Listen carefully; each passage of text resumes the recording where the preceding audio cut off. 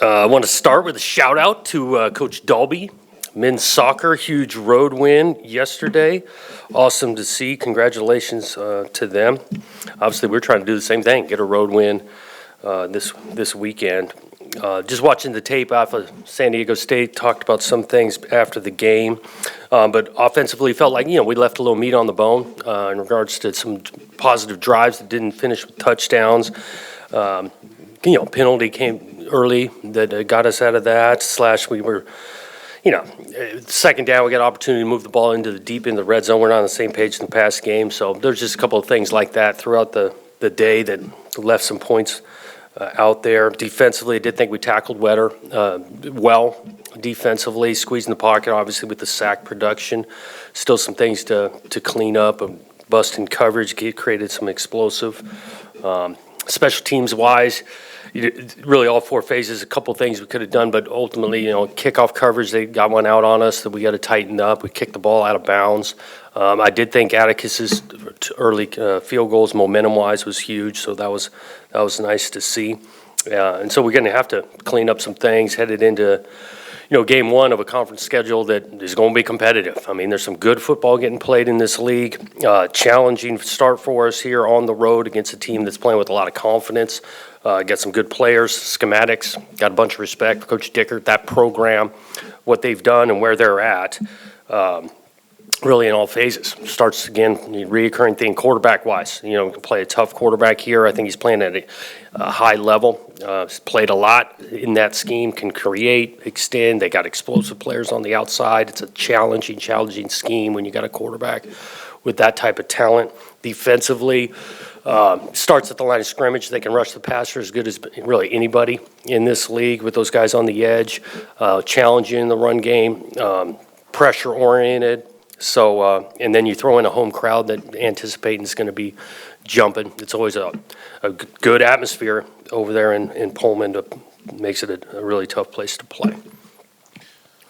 You've played 3 games now. You know quite a bit about your team. What don't you know about your team that you'd like to know?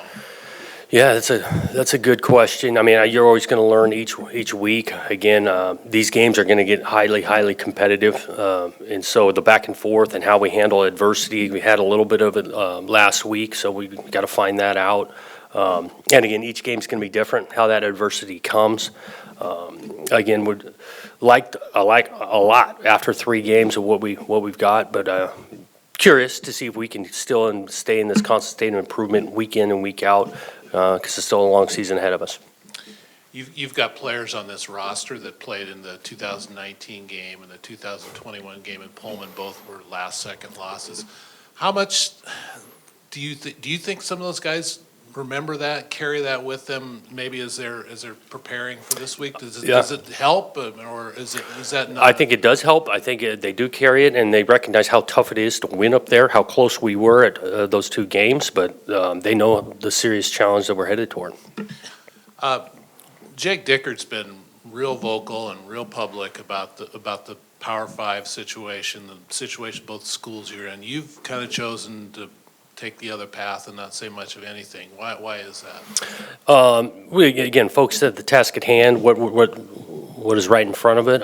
I'll totally agree with Coach Dickert in regards to the Oregon State and Washington State belonging competing at the highest level. I think there's a proven product, not just in football, but in all sports, that both universities programs have competed at the highest level, had serious success, and that should continue. The running game for you guys has been a little bit feast or famine early in the season. Do you see any reasons for this inconsistency so far? I don't know. You run the ball, you're not going to always rip off 10, 12 play gains. We've been pleased with a lot of the, explosiveness. Again, people know our identity. We're going to try to make the game physical, and so we run into some defense trying to take that away. So it's not going to be overly every snap successful. So we're not down on that part at all, but we also need to maintain it. You spoke about Ward a little bit earlier. Could you elaborate on what makes him such a dangerous quarterback for them in their system? Understands the scheme. accurate, can get the ball out quickly, can change his arm angle. He's elusive, extending the play. He's not small. This guy's over 200 pounds. He's not easy to bring down. So you throw all that together, it's tough to defend. You know, last season you guys were able to really contain Ward here at Reser Stadium. I mean, I know the numbers, he had over 300 yards passing, but I feel a lot of that was bloated. He threw less than 50% of his passes completed. What's your guys' biggest concern this season against Washington State, especially with what we're seeing from Ward and the wide receiving core so early on and what they've been able to do against the opponents they face? Yeah, concerning the explosiveness, trying to find ways to limit the explosive plays, the tempo they play at. I think it's even quicker than what they were doing last year, getting back on the ball and getting it snapped. So we got to be able to get lined up, have our eyes right. Those two stand out to me. I know that against San Diego State, I think this was the first season we saw the DB core get kind of challenged in the passing game. Obviously, a potentially even tougher challenge this week. Is there any concern that, the DBs are really going to have to step up this week, or that there's going to have to be a change in, scheme or schematics about how you're going to be able to limit them and make sure the DBs have the best success possible for them? Yeah, it's going to be critical that those guys play well because they will get challenged. I mean, they throw the ball. It's not just defending the pass. We got to get guys on the ground. We got to tackle in space well because they create it with the style of play they have. And so each week, different offense is going to have different challenges. Feel confident these guys will put in a good week of work and let it rip on Saturday. Is Washington State's defense anywhere similar to what you saw San Diego State's defense do? And if so, was it a good warm-up then? I think there's some similarities because, again, they make it difficult at the line of scrimmage, both defenses. They're physical that way. The scheme's a little different in regards to what San Diego State does, Washington State does. Both of them do well against the run, create tackles for loss, havoc in the backfield, so they're similar there. And the Joshua Gray play, is that something you can only pull out once a year? Well, we'll find out. We'd been working on it for a while and felt like we get that close to the goal line, the type of coverage we'd get, he'd be standing there by himself if we could get it executed, and we did. What sort of similarities does Ward have with Cordero and the San Diego State quarterback? Are they similar in style, and how much does that help you having played those two already? Yeah, that's a good question. I mean, they are similar because they can extend the play. The offensive schemes are different. I think Washington State's scheme is set for an open-spaced and athletic quarterback that can extend it, get the ball out so quick, change his arm angle, where, San Jose/San Diego State, their scheme's a little bit different. But all three are really effective quarterbacks. Some player availability things. Tongue, is he? Yeah, that one probably will not be back this year. I say probably, he will not. It was left legs. Yeah, his leg. Irish. Hopeful. He moved around a little bit more. Leading into the game wasn't available, but we feel like he's got a chance this weekend. And then Miller, is he? Same. Hopeful for this weekend if he keeps on feeling good.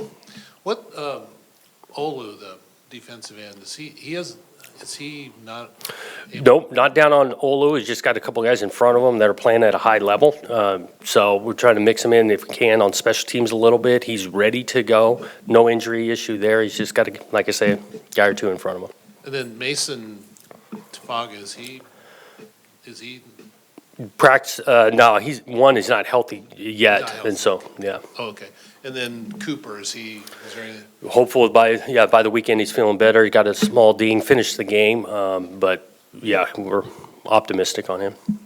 Coach, I know obviously every win is important for a football team. Obviously, a team needs to win to be able to have a chance to make to the college football playoffs, the Pac-12 championship, all that stuff. But do you think this game against Washington State is more meaningful for both programs, both Washington State and Oregon State, considering that you two are the last two programs that have decided to stick with the Pac-12, and do you feel like, there's more meaning behind this game between both of you, considering that I feel like both programs want to show the nation, the world, that you guys deserve to be at the top, be with the rest of the teams that are being considered as the best teams across the nation right now? I think the meaning is really game one of conference play. You want to get off to a good start. I'm confident to say I think both programs will play high-level football for the entire season. I know it's going to be competitive over there, and obviously, we're trying to win the game.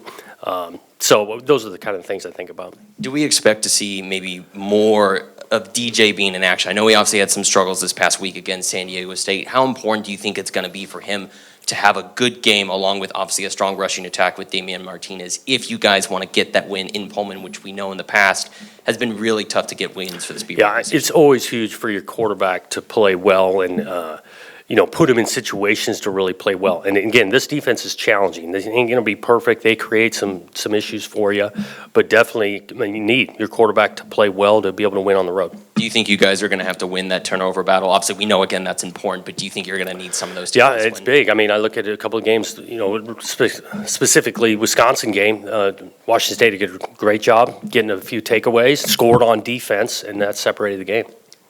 Coach, how, as a pair of edge rushers, Stone and Jackson, and tell me a little bit about the problems they pose. Yeah, the athletic, physical, talented pass rushers don't need to blitz. Create those guys one-on-one matchups can be tough. I mean, those guys separated the game. Back to this Wisconsin thing of sack caused fumble, the other one picks it up for a touchdown, and what you're getting out there on the edge. And like I say, the ability to create pressure on a quarterback when you don't have to blitz is huge for a defense, and they've got it. Thanks.